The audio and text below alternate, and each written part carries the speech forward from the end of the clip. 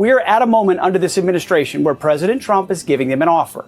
He is saying, now is your chance to come to the table and completely give up and dismantle your program. Let's talk. I'd prefer to talk rather than do anything else. At the same time, he is ensuring that at the Defense Department and across our military, we maintain all capabilities necessary to work with our partners to, if we have to, and we don't want to, but if we have to, prevent Iran from gaining nuclear capabilities. So he's clear.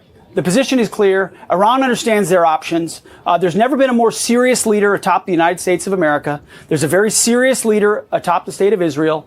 There's a clear message that Iran cannot get a nuclear bomb, and we are prepared to enforce it. First things first, does Iran pose a grave threat to the United States? No.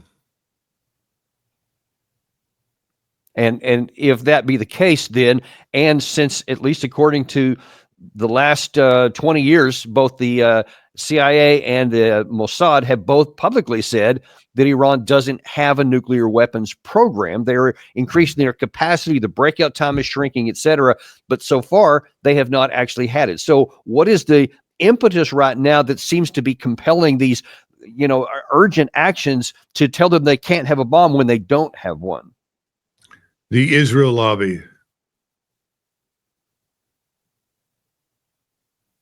Is that okay? Towards what end? Because actually, in the Israeli media today, there is some concern on their side that the Netanyahu government is trying to compel Trump into this. It says that he is inspired by Trump to act after Biden's warning against altering democracy. Actually, that's not the one I was looking for, Gary, not just yet. There was another one where the Israelis were saying that they're trying to go to war against Iran and trying to drag the United States in with him. So there seems to be some acknowledgement. Yeah, that's the one right there. So that's what the Haaretz is saying, the Israeli media. Is that true? On the face of it, yes.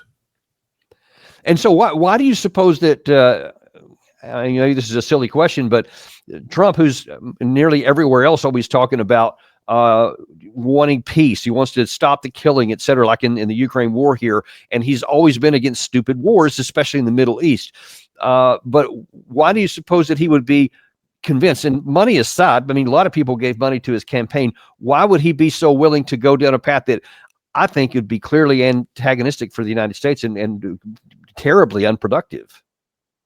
The Israel lobby. But but I get that they wanted that. There's no question about that. The question is, why are we participating in it? I think you have to go back and look at what's happened over the last 3 decades. Mark Levin is a very articulate spokesman for that position. And the argument has been forever, whether it's the Foundation for the Defense of Democracy, which we finally usually call the Foundation for the Destruction of Everything. These entities have all been extraordinarily well-financed for many, many years to push the United States into direct conflict with Iran on the grounds that Israel as a state in the Middle East will never be secure or safe until Iran is subjugated.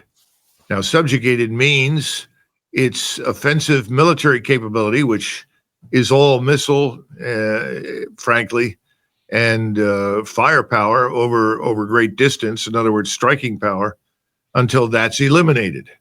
That's the position.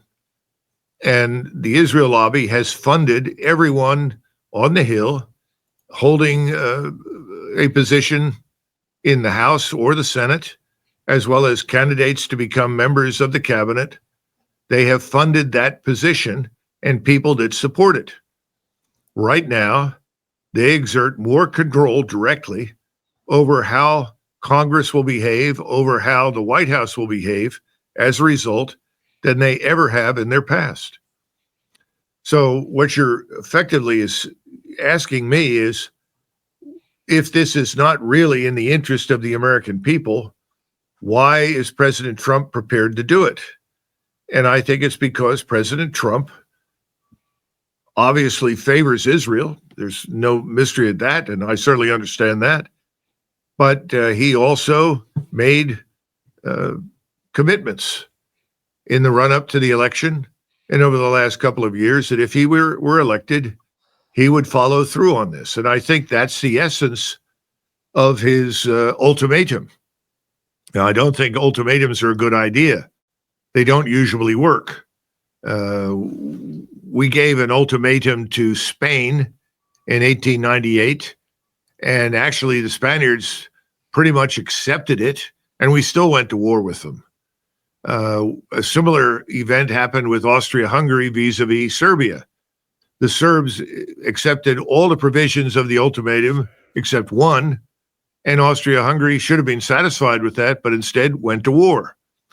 And I think the Iranians are looking at what we're saying to them as another ultimatum that will inevitably lead to war against them. And most states, most of the time, no matter how small they may be, and remember, Serbia was quite small in comparison to Austria-Hungary.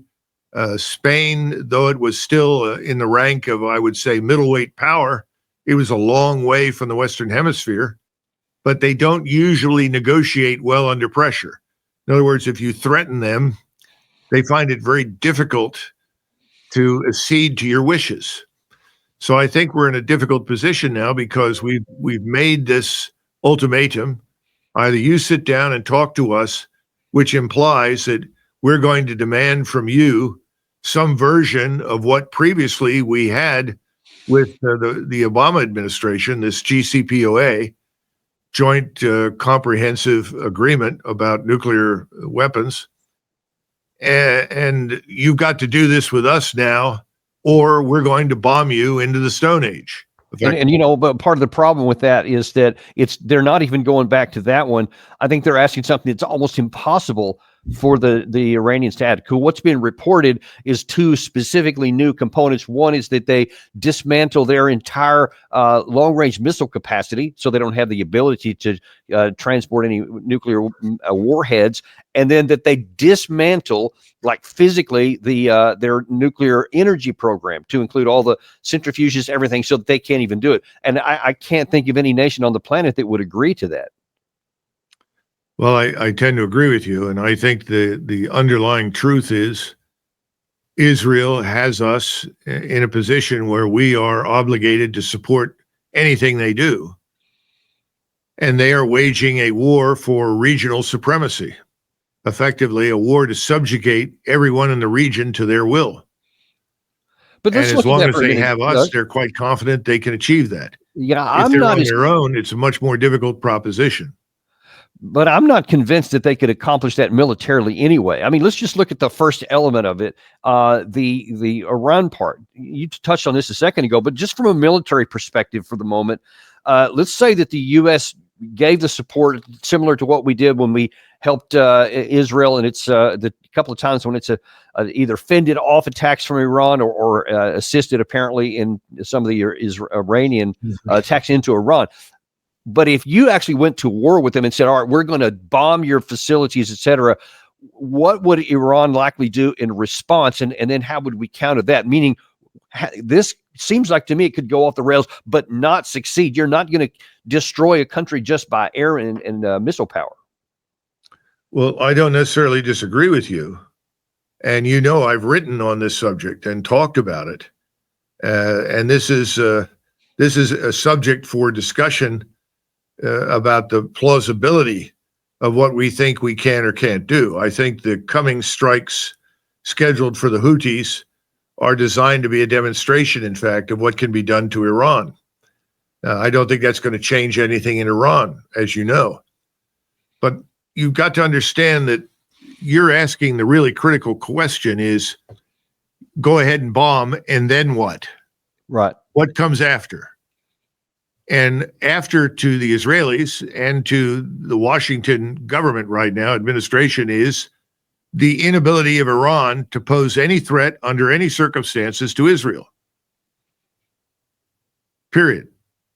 Which means that it's effectively disarmed and rendered impotent as a nation. It's not sovereign anymore because anything it does to create a military capability beyond its borders to defend itself in the form of missiles, rockets, or anything else is unacceptable.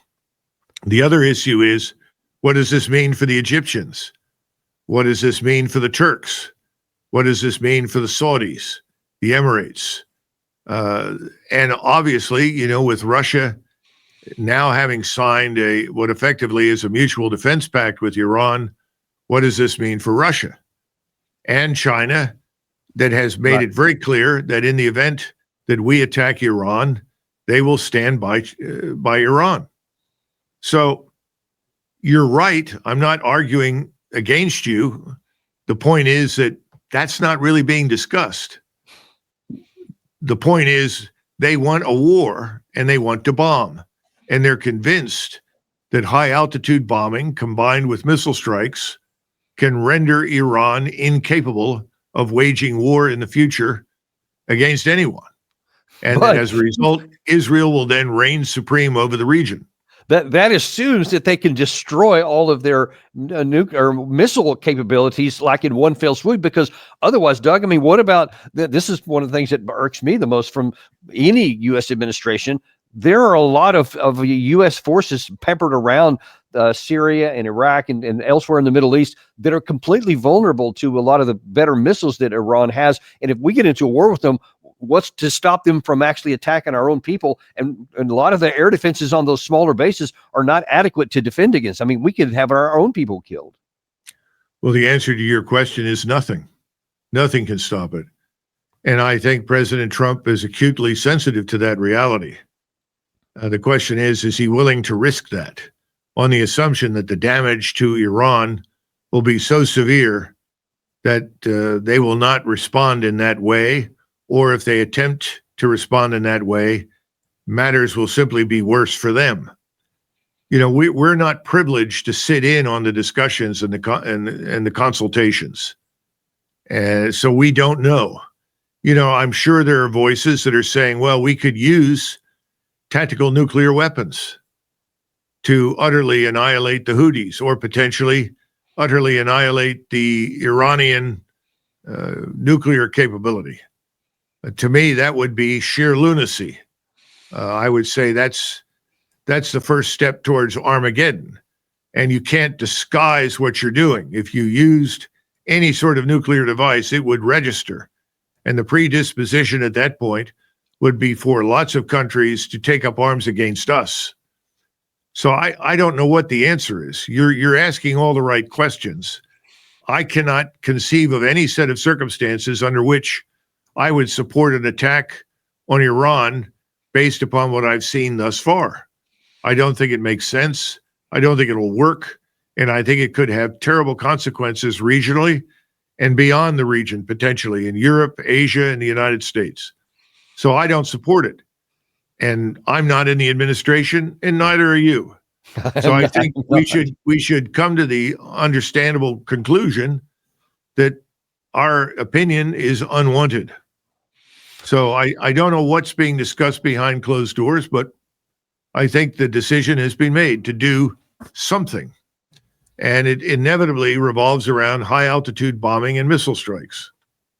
Now we're adding another carrier battle group. We could have as many as 3 there very shortly, depending upon decisions in Washington. That would certainly beef up the fighter jets. And also remember that those flotillas include other naval ships and vessels that carry lots of missiles. And you have submarines. So there's a lot of firepower being assembled that could be directed at Iran. And I think the Iranians know that. I think the Russians know it. The Chinese know it. It's a difficult situation, but the gauntlet is being tossed in front of Iran. Either sit and negotiate with us on the terms that you accurately cited, or face the equivalent of Armageddon. We will bomb the living daylights out of you. Well, so in the remaining time we have left here, Doug, I don't have much time, so I got to go in about four minutes. So okay, whatever time you have left, what would Russia and China do, given their interest in the last few minutes you have? What would they do in the event that we actually do attack? Well, obviously, I haven't sat in on any consultations there either. So all I can do is speculate, but I would think that a determined assault on Iran would persuade the Russians that they must act to support Iran, because if they do not, they are probably next on the menu, in which case China may also reach a similar conclusion. They may decide that we're a rogue state, that we are no longer calculable. In other words, we're not measured. We're incautious. And as a result, they've got to take action to support Iran, which would include action against us. Well, let's don't find out if you're right on that. And I wish you were consulted by the administration. We would be much better for it. But again, Doug, let me let you go because I know you got to run. Grateful for having you on today. Really appreciate it. Thank you, Dan. Bye-bye. And appreciate you guys too. Be sure and like and subscribe if you haven't before you left. And also, we're going to be talking about another hot topic in the news at 3:00 this afternoon. This whole group Intel chat security breach. It's been going on Signal. That's a hot topic on a Senate hearing right now, which was pre-planned already on an intelligence. Timing couldn't have been worse for some of the folks on that deal there. We're going to show you some of the fireworks that happened on the Senate floor this afternoon and talk about the ramifications. 3:00 today on the Daniel Davis Deep Dive. We'll look forward to seeing you there.